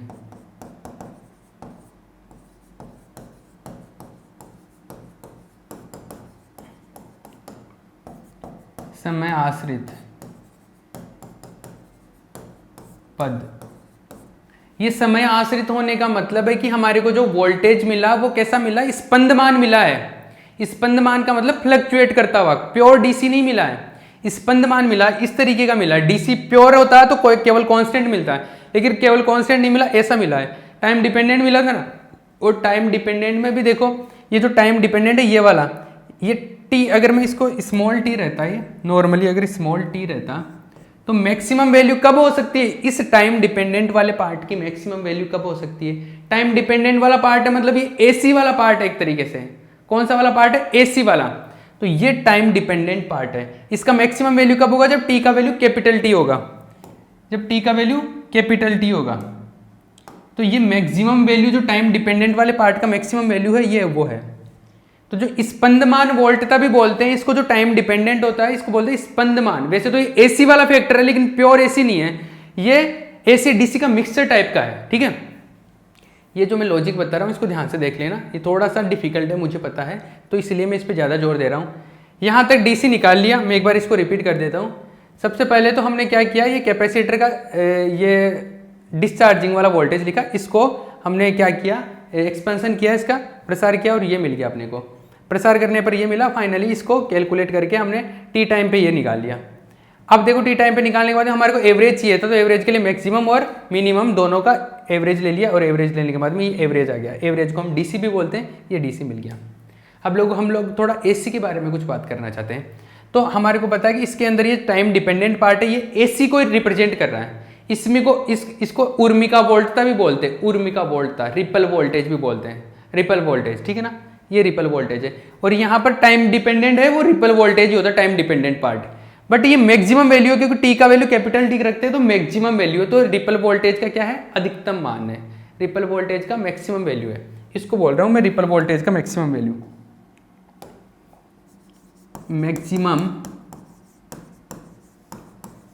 Value of ripple voltage, ripple voltage स्पंदमान धारा का, या मैं बोलूं कि उर्मिका धारा, उर्मिका वोल्टता का, स्पंदमान या उर्मिका वोल्टता का अधिकतम मान। ये थोड़ा सा लॉजिकल है भैया, डायरेक्ट नहीं है, तो इसका ये मैं जो बातें बोल रहा हूँ इसका ध्यान रखना। ये है, और ये कितना है, ये मैक्सिमम वैल्यू जो है इसका VMT/2RLC, VMT/2RLC, ये तो इसका मैक्सिमम वैल्यू है। लेकिन किसी भी टाइम t पर अगर वैल्यू चेक करना हो आपको, उर्मिका का मतलब है कि एक तरीके से एसी वाला पार्ट ही है, ये एसी वाला पार्ट, इसके अंदर टाइम डिपेंडेंट ही तो होता है एसी वाला, तो ये एसी वाला पार्ट है, इसको रिपल भी बोल रहे हैं लेकिन डायरेक्ट एसी नहीं बोल रहे क्योंकि ये थोड़ा सा अलग टाइप का मिक्स्ड फॉर्म है ना, इसलिए कुछ बुक्स में एसी भी लिखा हुआ था, डोंट वरी। ये टाइम डिपेंडेंट है, ये टाइम डिपेंडेंट है और ये मैक्सिमम वैल्यू है। अगर मेरे को किसी टाइम टी पर देखना हो तो कितना होगा, एसी वाले पार्ट का वैल्यू, केवल एसी वाले का। तो देखो मैक्सिमम वैल्यू तो ये है, और ये मैक्सिमम वैल्यू से धीरे धीरे कम होगा एसी वाला पार्ट। तो वो जो कम होता है वो कौन से फॉर्मूले से कम होता है, कम देखो इस रेट से होता है, कम होता है इस रेट से। किस रेट से, अगर मैं बात करूँ तो मैं इसको ऐसे लिख सकता हूँ, VM को अंदर कर लिया, VM माइनस VMT/RLC। ये वाला जो पार्ट है, ये माइनस वाला, ये पार्ट ये शो कर रहा है कि जैसे जैसे टाइम का मान बढ़ेगा ये कम करता जाएगा, कम होता जाएगा, कम होता जाएगा। तो जो कम किस तरीके के रेट से होता है, इस रेट से। ये वाला टर्म क्या करता है, कम करता है, वो मैक्सिमम वैल्यू है। तो उस मैक्सिमम वैल्यू में से अगर ये माइनस कर दूं, ये वाला टर्म, केवल ये टर्म, तो अपने को ये पता चल जाएगा टी टाइम के बाद में कितना होगा, ठीक है। ये लॉजिकल है भैया, ध्यान रखना, मैं बता रहा हूं फिर से। तो देखो एसी वोल्टता का मान देख लेता हूं मैं, ये उर्मिका वोल्टता का मान टी समय पर प्रत्यावर्ती घटक का मान या उर्मिका घटक का मान, उर्मिका वोल्टता का मान, वोल्टता का मान, ripple voltage at time T. T time पर रिपल वोल्टेज क्या होगा, टी टाइम पर वोल्टेज, इसको मैं रिपल बोल दूं या मैं एसी भी बोल सकता हूं, ठीक है। कितना होगा सुनना अभी, इसको रिपल ही रहने तो, उर्मिका लिख लो आप इसको, या रिपल लिख लो इसको, उर्मिका। ये V रिपल कितना होगा, मैक्सिमम में से कम हो जाएगा, टी टाइम में जितना कम होगा, तो मैक्सिमम है ये VMT/2RLC माइनस कितना कम होगा, वो जो फैक्टर आ रहा था, कौन सा, VMT/RLC, इस फैक्टर से कम हो रहा है क्योंकि टाइम डिपेंडेंट वो फैक्टर है, उससे कम हो रहा है ये। तो इस चीज़ को लॉजिकली थोड़ा ध्यान में रखना, डिफिकल्ट है लिटिल बिट। इसको वापस से अगर किसी को समझ में नहीं आ रहा तो इसको एक बार रिपीट करके देखना, मेरी बातें सुनना जो मैं बोल रहा हूँ बीच में। ये है वी रिपल, ये आया। देखो इसमें से आप Vm/2 RLC कॉमन ले लो, ये बचा T - 2T, ये V रिपल मिल गया, V रिपल मिल गया मेरे को। अब देखो मुझे क्या कैलकुलेट करना है, मुझे मेरा फाइनल टारगेट क्या, उर्मी का गुणांक निकालना है, रिपल फैक्टर कैलकुलेट करना है। और रिपल फैक्टर के लिए क्या होता है, रिपल फैक्टर का फॉर्मूला क्या होता है, एक बार अभी लिखना मत, यहाँ तक जो लिख लिया वो ठीक है। रिपल फैक्टर का R का वैल्यू होता है या तो IAC/IDC बोलते हैं, इसका प्रभावी मान और इसका प्रभावी मान, ऐसे लिखते हैं ना हम लोग, इसका इफेक्टिव वैल्यू और इसका इफेक्टिव वैल्यू। या फिर हम लोग वोल्टेज के टर्म्स में लिखते हैं कि VAC और VDC, इसका AC का इफेक्टिव वैल्यू, AC का इफेक्टिव वैल्यू आना चाहिए, DC का तो इफेक्टिव वैल्यू DC उतना ही होता है, लेकिन VAC का इफेक्टिव वैल्यू, तो जैसे AC वाला पार्ट मतलब, जैसे AC वाला मतलब टाइम डिपेंडेंट पार्ट, ये है एक तरीके से टाइम डिपेंडेंट रिपल वाला वैल्यू है, ये टाइम डिपेंडेंट किसी भी टाइम t पे। अगर मुझे इसका इफेक्टिव वैल्यू कैलकुलेट करना है तो इफेक्टिव वैल्यू का मतलब है यहाँ पे RMS वैल्यू कैलकुलेट कर लो यहाँ पे, ठीक है ना, क्योंकि ये प्योर AC नहीं है, मैं बता रहा हूँ, ये अलग तरीके से मिक्स्ड है, स्पंदमान बोलते हैं इसको, फ्लक्चुएटिंग बोलते हैं। तो इसका क्या करना है अपने को, इसका RMS वैल्यू कैलकुलेट करना है। RMS कैलकुलेट करके यहाँ पे रख देना, DC वाला वैल्यू तो आपने पहले एवरेज वैल्यू जो कैलकुलेट किया था वो कर देना, आपको रिपल फैक्टर मिल जाएगा। तो इसका आप एवरेज निकाल लो, सॉरी RMS निकाल लो। तो देखो क्या होगा, VRMS क्या होता है, वर्ग माध्य मूल मान, रूट मीन स्क्वायर वेलोसिटी, तो होता है रूट, होता है रूट और मीन V रिपल का, इसका करना ना स्क्वायर एवरेज, ऐसा आएगा। करो भैया इसका चेक करो फटाफट फटाफट। ये स्क्वायर तो मैं इधर शिफ्ट कर देता हूँ, बाद में स्क्वायर कर दूँ दोनों तरफ तो VRMS ये ऐसा आ जाएगा। इसका क्या करो आप, पहले स्क्वायर करो फिर एवरेज लो। पहले इसका स्क्वायर होगा तो 2RLC, इसका तो ये तो कांस्टेंट है, इसका स्क्वायर कर दिया। अंदर वाले का इसका स्क्वायर होगा, तो इसका स्क्वायर होगा तो T² plus 4T² minus 4TT, इसका स्क्वायर कर दिया। अब इसका एवरेज क्या होगा, इसका एवरेज का मतलब है कि इंटीग्रेशन कर दो इसका, इंटीग्रेशन कहाँ से कहाँ तक, 0 से T तक 1/T, 1/T, ऐसे तो होता है ना, टोटल टाइम अपॉन टाइम से डिवाइड कर दो, ये होगा dt। RMS कैलकुलेट कर रहा हूँ मैं अभी, ठीक है।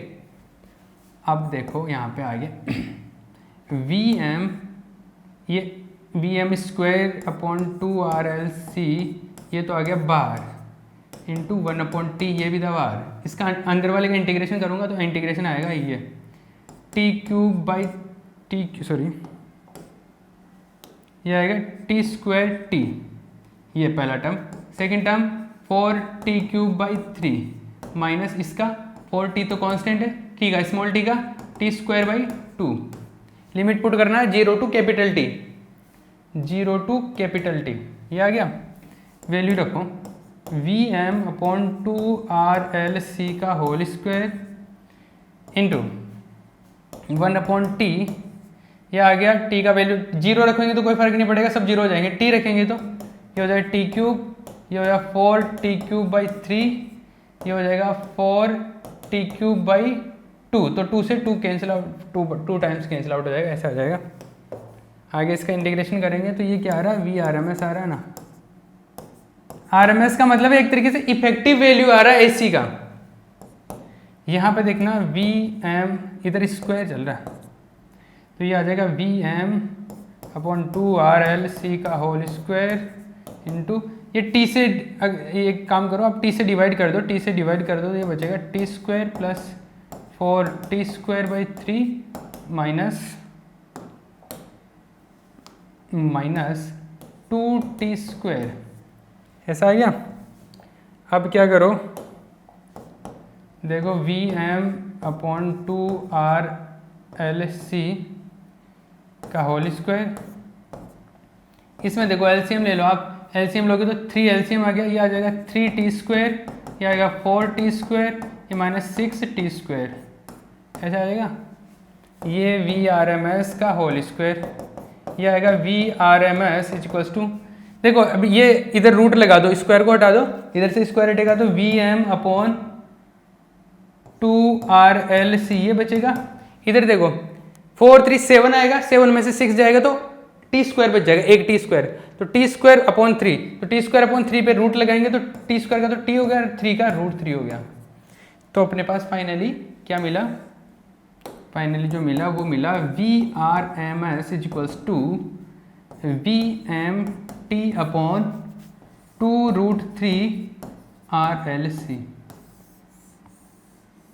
ये किसका वैल्यू मिल गया, VRMS का वैल्यू मिल गया। किसका वैल्यू मिला, VRMS का, मतलब इफेक्टिव वैल्यू मिल गया, प्रत्यावर्ती धारा का इफेक्टिव मान, ठीक है ना। Effective value of AC, effective, एक second, effective value of AC alternating voltage,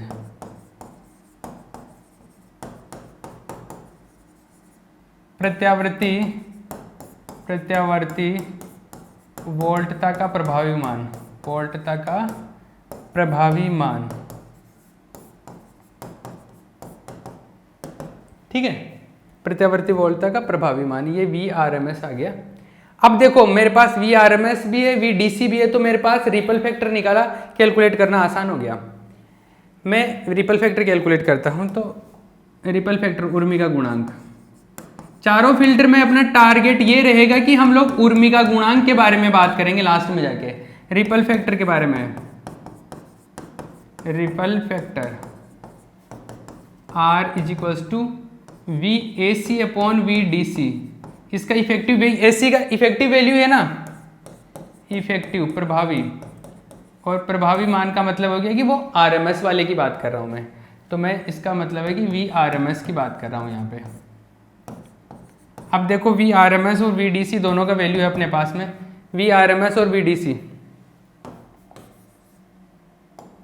VRMS व VDC का मान रखने पर, putting the value of VRMS and VDC, putting the value of VRMS and VDC, VRMS व VDC का मान रखने पर, पुट करो, देखो VRMS VDC का वैल्यू पुट करो, VRMS ये रहा VMT/, तो R इक्वल्स टू आएगा VMT/2√3RLC/DC। DC वैल्यू हमने कहाँ कैलकुलेट किया था, DC वैल्यू ये रहा, कहाँ गया, ये रहा, ये था अपने पास में DC का समय आश्रित VDC, ये था DC, ठीक है ना, ये था VM - VMT/2RLC, VM - VMT/2RLC ये था। इसमें से भी अगर VM कॉमन ले लूँ तो VM ऊपर वाले में भी है तो VM कैंसिल आउट हो जाएगा, ये ऐसा है VMT/2√3RLC/, इसमें देखो VM कॉमन ले लूँ तो 1 - T/2RLC ऐसा आया, VM से VM कैंसिल आउट हो जाएगा, ठीक है, VM से VM कैंसिल आउट हो जाएगा तो ये ऐसा बचेगा, R जो रिपल फैक्टर आएगा वो आएगा, देखो T/2√3RLC, T/2√3RLC/1 - T/2RLC। अब देखो इसमें एक अप्रोक्सीमेशन लेते हैं, एक सन्निकटन लेते हैं, मतलब लगभग मान, अप्रोक्सीमेशन ऐसा लेते हैं, अप्रोक्सीमेशन में इसमें लेते हैं कि T का जो वैल्यू है वो काफ़ी कम होता है RLC के कंपैरिजन में, मतलब RLC का वैल्यू इस तरीके से रखते हैं कि T का वैल्यू अगर काफ़ी कम है तो T का वैल्यू काफ़ी कम है, ये नीचे वाला टर्म काफ़ी ज़्यादा हो जाएगा, तो ये वैल्यू लगभग 0 हो जाएगी क्या, मतलब ये वैल्यू इसके कंपैरिजन में 1 के कंपैरिजन में 1 काफ़ी ज़्यादा हो जाएगा इसके कंपैरिजन में, ऐसा हो जाएगा। मतलब ये नीचे वाला पार्ट काफ़ी ज़्यादा होगा तो ये वाला वैल्यू काफ़ी कम होगा, ये वाला वैल्यू काफ़ी कम होगा एक के कंपैरिजन में, एक के कंपैरिजन में ये काफ़ी कम होगा, तो इसको हटा सकता हूँ। और अगर इसको हटा दिया तो अतः r is equals to hence t, ये हट गया तो नीचे 1 बचा, 1 बचा तो यार 2√3 RLC,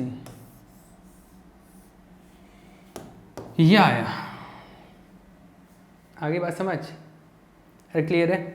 अब देखो t इज इक्वल्स टू क्या होता है 1/f होता है ना, t is equals to 1/f होता है। r क्या आया, r आया, ये लिख दिया मैंने 1/2√3 FRLC, ये आ गया।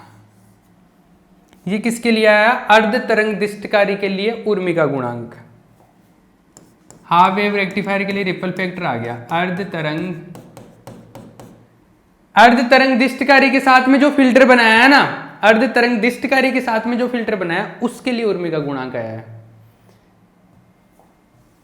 Ripple factor. तो मैं यहाँ पर आप कंफ्यूज करोगे, अर्ध तरंग दिष्टकारी के लिए बनाया है तो मैं इसको यहाँ पे लिख देता हूँ हाफ वेव रेक्टिफायर फिल्टर। मतलब हाफ वेव रेक्टिफायर के साथ में जो फिल्टर बनाया है वो है ये। अगर फुल वेव रेक्टिफायर के साथ में बनाता तो फुल वेव रेक्टिफायर के लिए, पूर्ण तरंग दिष्टकारी के लिए, फॉर फुल वेव रेक्टिफायर पूर्ण तरंग दिष्टकारी के लिए अगर पूर्ण तरंग दिष्टकारी के साथ में बनाता तो क्या होता है, फ्रीक्वेंसी डबल होती, फ्रीक्वेंसी क्या होती, डबल है। तो मतलब एक तरीके से f की जगह पे क्या आएगा, 2f आएगा, आवृत्ति दुगनी है, आवृत्ति 2 गुना होती है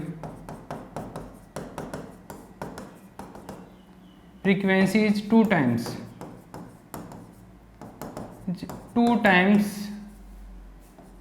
of half wave rectifier. Half wave rectifier की फ्रीक्वेंसी के कंपैरिजन में कैसा है, 2 टाइम्स है, और 2 टाइम्स है तो देखो r जो आएगा रिपल फैक्टर ऐसा आएगा, फ्रीक्वेंसी कैसा हो जाएगा 2s हो जाएगा, f की जगह 2f आएगा, 2f आएगा तो 2 की जगह 4 हो जाएगा, अरे 2f आएगा तो 2 × 2 4 हो गया, FRLC। ये किसके लिए आ गया, ये फुल वेव रेक्टिफायर से अगर आप फिल्टर बना रहे हो ये तो तब ऐसा आएगा, और हाफ वेव रेक्टिफायर से बनाओगे तब ऐसा आएगा। एग्जाम में अगर आपको पूछे कि फुल वेव रेक्टिफायर वो शंट कैपेसिटेंस फिल्टर है फुल वेव रेक्टिफायर से तो ये एक बता देना, हाफ वेव रेक्टिफायर से पूछे तो ये बता देना, ठीक है ना। एक ही तो प्रोसेस है, लास्ट में जाके फ्रीक्वेंसी तो चेंज होगी। आप चाहे तो शुरू में जो डायग्राम लिखाया था डायग्राम में एक डायग्राम भी बना सकते हैं, फुल वेव रेक्टिफायर का भी बना सकते हैं, हाफ वेव रेक्टिफायर का बना सकते हैं, आपके जो चाहे मर्जी वो बना सकते हैं, दोनों भी बना सकते हैं, ठीक है। मैं फिर से इसके अंदर रिपीट कर रहा हूँ कि हमने क्या क्या किया, मैं एक बार रिवाइज करा देता हूँ।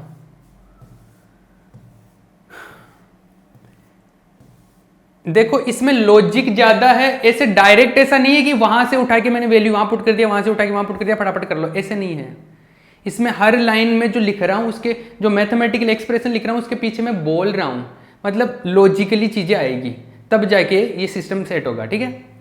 तो पहले देखो सबसे पहले तो हमने ये बोला कि क्या करना है, लोड रेसिस्टेंस के साथ में कैपेसिटर लगाना है, कैपेसिटर लगा दिया, ठीक है। इसकी वजह से थोड़ा एसी इधर चला जाएगा तो इधर एसी कम बचेगा, इधर एसी कम बचेगा तो आउटपुट पर हमारे को एसी कम मिलेगा, यही हम चाहते थे, उर्मी का गुणांक का मान बढ़ जाएगा, रिपल फैक्टर का वैल्यू इंक्रीज हो जाएगा, ठीक है, ये हम चाहते थे। अब देखो इधर कैपेसिटर इसके पैरेलल में, संधारित्र इसके समांतर क्रम में, और पैरेलल में होता है तो पैरेलल में वोल्टेज बराबर बराबर होते हैं, तो वोल्टेज का वैल्यू जो कैपेसिटर पे होगा वही रेसिस्टेंस पे होगा। तो कैपेसिटेंस पे वोल्टेज का वैल्यू अगर मैं निरावेशन के टाइम पे बात करूं, डिस्चार्जिंग के टाइम पे, तो आप डिस्चार्जिंग के टाइम पे वोल्टेज का वैल्यू ये होता है। अब इसको एक्सपोनेंशियल से मैं ओपन करूंगा तो फाइनली मुझे ये मिलेगा, ठीक है। अब देखो मेरे को टी टाइम पे बात कर रहा हूँ, किसी भी टाइम टी पे आ गया ये वो जो ओवरऑल वोल्टेज है, अगर मैं कैपिटल टी रख दूँ इसमें, देखो धीरे धीरे टी का वैल्यू जैसे जैसे बढ़ेगा कम होता जाएगा, जैसे आवर्तकाल कंप्लीट हो जाएगा फिर से आवर्तकाल चालू होगा तो फिर चार्जिंग चालू हो जाएगी, मतलब एक जैसे साइकिल कंप्लीट होगा ये डिस्चार्ज हो जाएगा, फिर वापस से चार्जिंग स्टार्ट होगा, फिर डिस्चार्जिंग होगा, फिर चार्जिंग। तो जैसे कैपिटल टी टाइम होगा, टी टाइम पर जहाँ पर कंप्लीट होगा वहाँ पर टी टाइम पर क्या होगा, ये पूरा मतलब डिस्चार्ज हो जाएगा मिनिमम जहाँ पर पहुँचेगा। तो जहाँ पर टी का इक्वल्स टू कैपिटल टी रख दो अपन, कैपिटल टी रखा तो ये यहाँ पर डिस्चार्ज होने के बाद में डिस्चार्ज कितना जितना भी हुआ ना, मिनिमम जितना वोल्टेज हो गया कैपेसिटर का वो मिल गया ये, क्योंकि T equals to capital T रखते ही वो जितना मिनिमम डिस्चार्ज हो सकता है वहाँ पे पहुँच जाता है। अब इसके बाद में तो वापस चार्ज होना स्टार्ट हो जाता है, ठीक है। तो ये मिनिमम डिस्चार्ज हो गया। जब मिनिमम डिस्चार्ज है जब वोल्टेज ये है, और जब मैक्सिमम वैल्यू होता है तो वो Vm के बराबर होता है। तो मैक्सिमम वैल्यू और मिनिमम वैल्यू इन दोनों का क्या कर रहा हूँ मैं, एवरेज ले रहा हूँ। एवरेज लूंगा तो एवरेज वैल्यू मिल गया, और एवरेज वैल्यू को हम लोग डीसी भी बोलते हैं। तो इस तरीके से डीसी मिल गया, एक तो डीसी वैल्यू तो मिल गया। हमारे को इफेक्टिव वैल्यू और चाहिए, आरएमएस, जिसको हम यहाँ पे आरएमएस बोल रहे हैं, तो वो और कैलकुलेट करना है। उसका लॉजिक हमने क्या लगाया कि देखो ये जो डीसी वाला पार्ट है इसमें आप ये देखो कि ये जो है टाइम डिपेंडेंट पार्ट है, ये समय आश्रित भाग है। और समय आश्रित है इसका मतलब है कि एक तरीके से एसी वाला भाग है, इसको डायरेक्ट एसी नहीं बोलते, फिर से बोल रहा हूँ, इसको क्या बोलते हैं, उर्मिका या स्पंदमान, रिपल या फ्लक्चुएटिंग पार्ट बोलते हैं। तो ये इसको रिपल वाला पार्ट बोल देता हूँ मैं। बट ये देखो T equals to T time पे, मैक्सिमम टाइम पे क्या होगा, ये मैक्सिमम है यहाँ पे एक तरीके से, ये मैक्सिमम है। ये वाला फैक्टर की बात कर रहा हूँ, मैक्सिमम ये नहीं बोल रहा हूँ कि पूरा मैक्सिमम है, ये केवल ये फैक्टर ये मैक्सिमम है, ये इसका उर्मिका का मान मैक्सिमम है, ये मैक्सिमम है। अब धीरे धीरे उस उर्मिका वाले पार्ट का, रिपल पार्ट का धीरे धीरे वैल्यू कम होगा जैसे जैसे टाइम बढ़ेगा, और तो इसमें से कम होता जाएगा। और वो कम कौन सी रेट से होगा, इस फॉर्मूले से, VmT/RLC, वो वहाँ पे देखा था वो वैसा। तो इसमें से वो पार्ट कम होता जाएगा, कम होता जाएगा, और वो फाइनली इस तरीके से मिलेगा। तो रिपल वाला पार्ट है ना, मतलब AC एक तरीके से वो मिला मुझे ए। अब इसका मुझे इफेक्टिव पार्ट निकालना है, इसका प्रभावी मान निकालना है। प्रभावी के लिए आप इसको RMS वैल्यू कैलकुलेट कर लो, इसका RMS वैल्यू कैलकुलेट कर लिया, RMS तो सिंपल है ही पता है, इसका RMS वैल्यू कैलकुलेट कर लिया, RMS वैल्यू कैलकुलेट कर लिया तो ये आ गया। अब मुझे उर्मिका गुणांक निकालना है, रिपल फैक्टर, तो रिपल फैक्टर के लिए अपने को AC का इफेक्टिव वैल्यू चाहिए या DC चाहिए। अब AC का इफेक्टिव वैल्यू है RMS, मतलब यहाँ पे RMS है इसका सेंस, और ये VDC ये आ गया। दोनों का वैल्यू पुट किया और फाइनली उर्मिका गुणांक का मान जो है वो इस तरीके से ये मिल जाता है, ठीक है।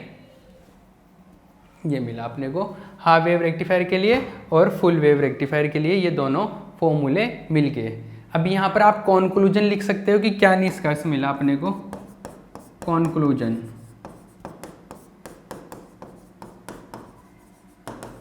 कॉन्क्लूजन क्या रहा भैया, कॉन्क्लूजन क्या है, कॉन्क्लूजन क्या है, ये लगाने पर जो रिपल फैक्टर का वैल्यू है वो और कम हो जाता है। कैपेसिटर लगाने पर रिपल फैक्टर का वैल्यू और कम हो जाता है। रिपल फैक्टर जितना कम होता है उतना ही क्या होता है, डिवाइस अच्छा होता है, ये पढ़ा था हमने। तो उर्मिका गुणांक का मान और कम हो जाता है, और उर्मिका गुणांक का मान कम हो जाता है, इसका मतलब है कि अपना AC पार्ट आउटपुट पर कम हो गया। हम तो आउटपुट पर DC पार्ट ही ज़्यादा चाहते थे, तो DC पार्ट ज़्यादा मिलेगा। तो लिख लो यहाँ पे एक लाइन लिख लो, अतः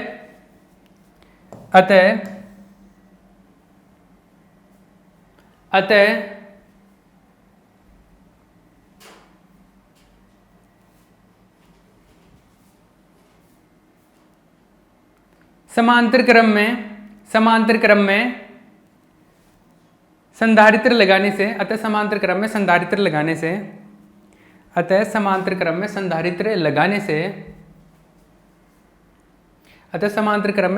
लगाने से निर्गम पर, समांतर क्रम में संधारित्र लगाने से उर्मिका गुणांक का मान और कम हो जाता है, उर्मिका गुणांक का मान और भी कम हो जाता है,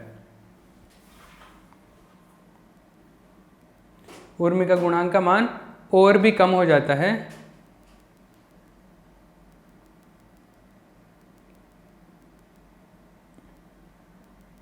ठीक है, उर्मिका गुणांक का मान और भी कम हो जाता है, जो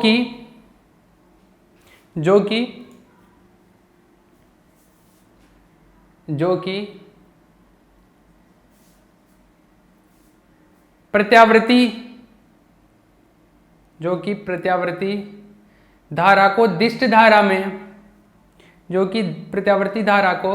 दिष्ट धारा में परिवर्तित करने के लिए महत्वपूर्ण है, परिवर्तित करने के लिए महत्वपूर्ण है। इंग्लिश में लिख लो, hence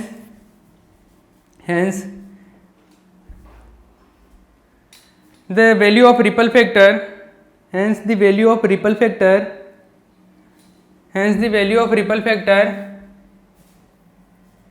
decreases, hence the value of ripple factor decreases after applying capacitor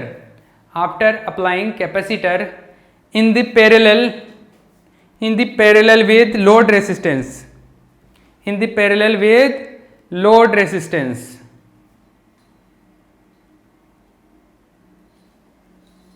that is a good point for a rectifier, that is a good point for a